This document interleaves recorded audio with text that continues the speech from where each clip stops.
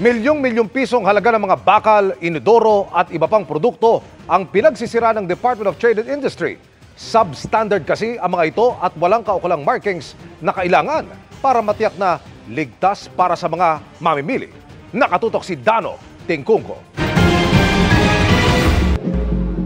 Marumi man, mukha pa naman bago at tila pareho lang ang mga ito sa ibang ordinaryong inodoro at mga bakal na tubo. Pero ayon sa DTI, walang PS o Philippine Standard Mark at Import Commodity Clearance o ICC Mark ang mga ito kaya hindi dapat binebenta. Ayon yan sa Philippine Standards Law o ang batas para masigurong ligtas at dekalidad ang mga produkto sa merkado.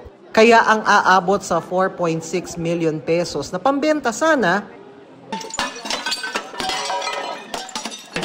sinira ng mga opisyal ng DTI, Commission on Audit at Pulisya. Lacking the mandatory Philippine Standard and Import Commodity Clearance markings, these non-compliant items are destroyed in full view of everyone so that it will no longer pose serious risk to the Filipino public.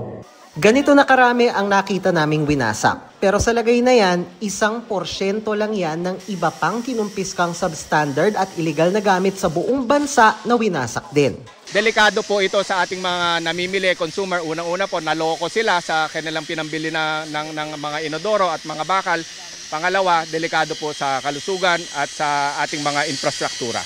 Mahigit 1 taon na po yan. Tapos iniipon natin, tapos kinakasuhan natin ng formal complaint at pagkatapos nung kaso, maaari na pong i-destroy ng gobyerno.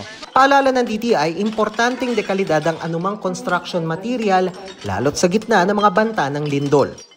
These measures help ensure that our buildings and infrastructures can better withstand disasters.